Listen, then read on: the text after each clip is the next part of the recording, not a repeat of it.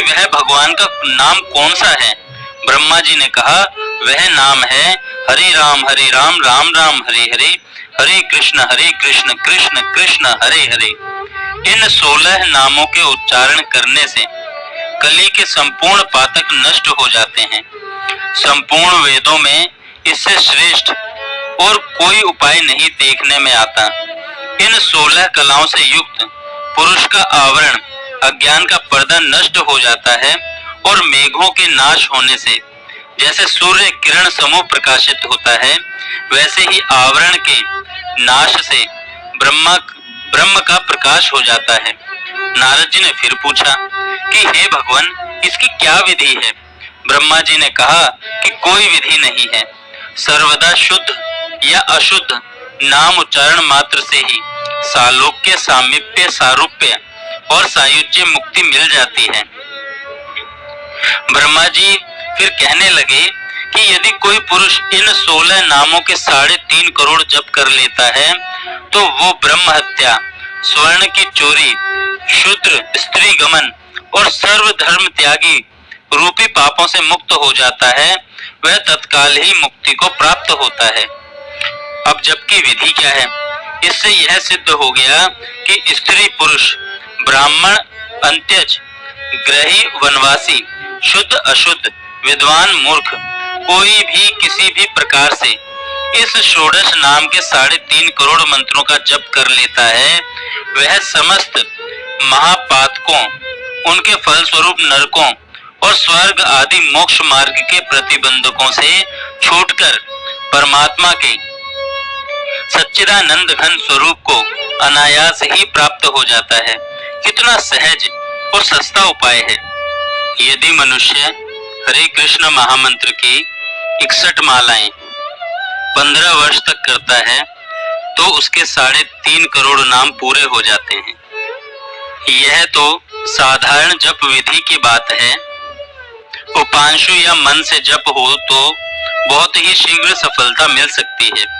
जिस परमात्मा को प्राप्त करने के लिए लाखों करोड़ों जन्मों तक प्रतीक्षा करनी पड़ती है, जिस परमात्मा सुख को पाने के लिए अनंत जन्मों की साधना की आवश्यकता होती है, वही परमात्मा की प्राप्ति रूप सिद्धि यदि 15 वर्षों में घर में रहते हुए, संसार का काम करते हुए, शास्त्र से अविरुद्ध भोगों को भोगते हुए मिल जाए तो फिर और क्या चाहिए। इससे सस्ता सौदा और क्या हो सकता है।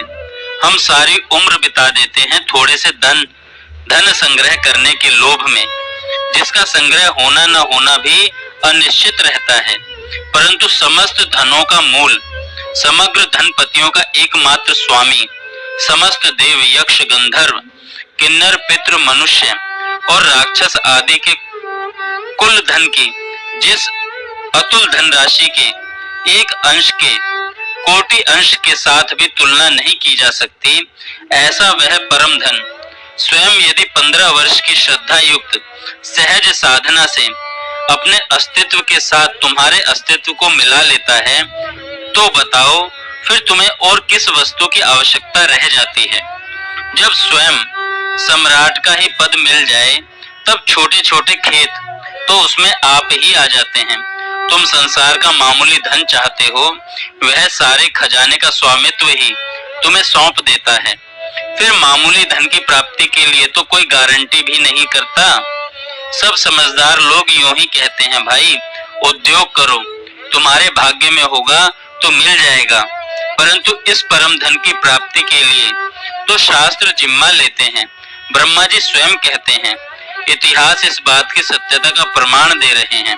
भक्तों की गाथाएं उच्च स्वर से इस ध्रुव सत्य की घोषणा कर रही है। इसके प्रत्यक्ष उदाहरण भी मिल सकते हैं। ऐसी स्थिति में अविश्वास की तो कोई बात ही नहीं रह जाती। लोग कह सकते हैं कि हम घर का काम करते हुए प्रतिदिन इतने मंत्रों का जप कैसे करें। इतने जप में कम से कम 6 घंटे का समय चाहिए। परंतु उनका ऐसा कहना भूल से होता है। यदि हम लोग समय का उपयोग सावधानी के साथ करें तो घर और आजीविका के काम में किसी प्रकार की बाधा नहीं पड़कर भी इतना जप प्रतिदिन हो सकता है। उस देव मंत्र के जप में बाधा आती है। जो स्नान कर शुद्ध हो एक समय एक जगह बैठकर किया जाता है। वैसे जप में लगातार इतना समय लगाना कठिन होता है, परंतु इस नाम मंत्र के जप में तो उस तरह की कोई अड़चन नहीं है। चलते फिरते, उठते बैठते, सोते, आजीविका का काम करते, सब समय सभी अवस्था में यह जप हो सकता है। यदि हम लोग हिसाब लगाकर देखें तो दिन रात के 24 घंटों के समय में 6 घंटे निद्रा के बाद देकर बाकी 18 घंटे केवल शरीर और आजीविका के कार्यों में ही नहीं व्यतीत होते। बहुत सारा समय तो असावधानी से व्यर्थ की बातों में जाता है। यदि हम लोग वाणी का संयम करना सीख जाएं, बिना मतलब बिना कार्य के बोलना छोड़ दें, तो मेरी समझ से राजा से लेकर मजदूर तक सबको इतना नाम जप प्रतिदिन करने के लिए पूरा समय अनायास ही मिल सकता है। हम चेष्टा नहीं करते, केवल बहाना कर देते हैं। यदि चेष्टा करें, समय का मूल्य समझें, तो एक क्षण को भी हरि के नाम बिना व्यर्थ नहीं जाने दें। काम के लिए जितने बोलने की आवश्यकता है उतने शब्द बोल दिए, फिर वाणी को उसी नाम जप में लगा दिया। इस प्रकार अभ्यास करते रहने पर तो ऐसी आदत पड़ जाती है कि फिर नाम जप छूटना कठिन हो जाता है।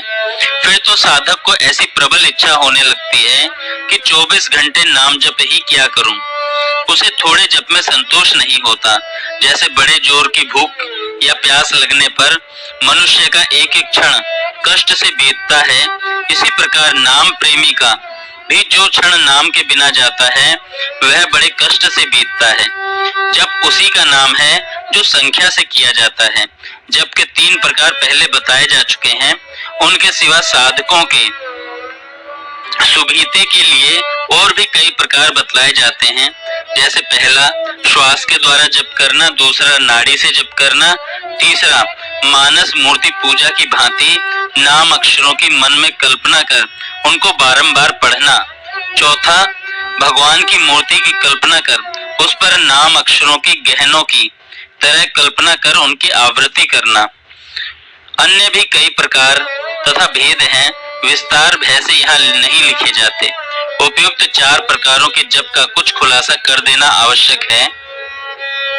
पहला, प्रत्येक श्वास की गति और लक्ष्य रखना और श्वास के आने तथा जाने में श्वास के शब्द के साथ ही मंत्र की कल्पना करना, साथ ही जिह्वा से भी उपांशु रूप से उच्चारण करते रहना। आरंभ में माला रखना और श्वास के साथ होने वाले प्रत्येक जप की गिनती रखना। यदि इस प्रकार 2-4 मालाएं भी प्रतिदिन जपने का अभ्यास किया जाए तो मन बहुत शीघ्र स्थिर होकर नाम में लग सकता है। श्वास का जप बिना मन के नहीं होता। साधारण और उपांशु जप तो अभ्यास होने पर मन के अन्यत्र रहने पर भी हो सकते हैं, परंतु श्वास का जप मन बिना नहीं होता। मन नहीं रहता है तो श्वास की गति का ध्यान छूट जाता है, केवल जीभ से जप होता रहता है। इसलिए श्वास से जप करने वाले को श्वास की गति की ओर ध्यान रखना ही पड़ता है। जहाँ मन अन्यत्र गया कि जप छूटा। कबीर जी ने कहा है, सांसों सांसा नाम जप अरु उपाय कछु नाही। दूसरा, इसी प्रकार नाड़ी का जप। नाड़ी की गति श्वास से भी सूक्ष्म है। हाथ, गले, मस्तक आदि की नाड़ियां अंगुली लगाने पर चलती हुई मालूम होती हैं।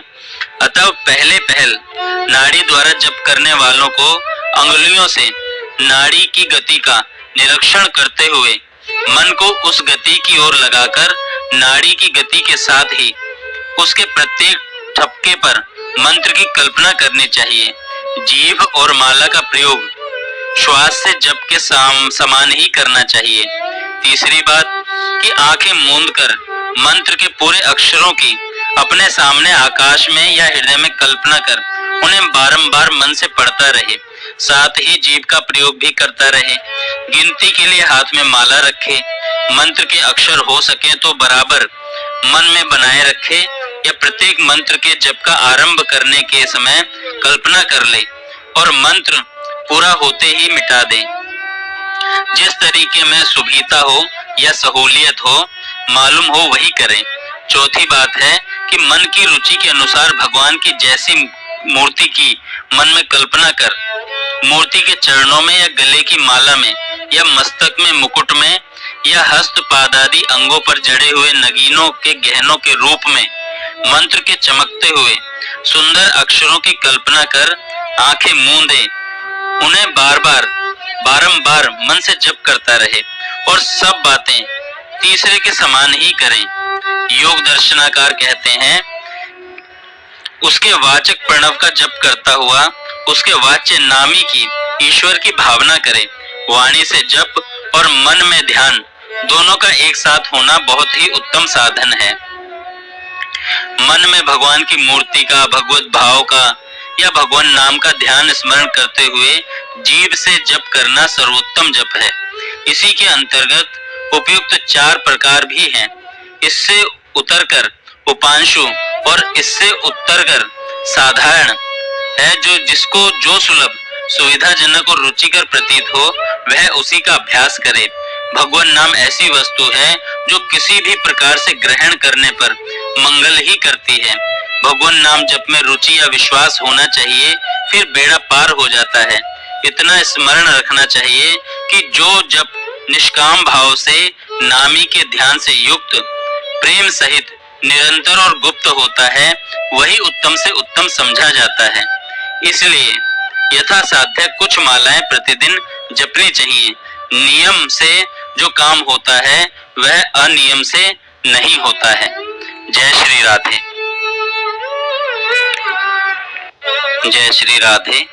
पूज्य श्री सद्गुरुदेव भगवान के चरणों में प्रणाम। जय श्री राधे। पूज्य श्री सद्गुरुदेव भगवान के चरणों में प्रणाम। भगवान के नाम का प्रताप। रात्रि का समय था। महात्मा श्यामदास श्री राम नाम का अजपा जप करते हुए अपनी मस्ती में चले जा रहे थे। इस समय वे एक गहन जंगल से गुजर रहे थे। विरक्त होने के कारण वे महात्मा देशाटन करते रहते थे। वे किसी एक स्थान में नहीं रहते थे। वे बड़े नाम प्रेमी थे। रात दिन उनके मुख से नाम जप चलता रहता था। स्वयं अजपा जप करते और औरों को भी उसी मार्ग पर चलाते। वे मार्ग भूल गए थे पर चले जा रहे थे कि जहां राम ले चले वहां चलूंगा। दूर अंधेरे में बहुत सी दीप मालाएं प्रकाशित थीं। महात्मा जी उसी दिशा की ओर चलने लगे। निकट पहुंचते ही देखा कि वट वृक्ष के पास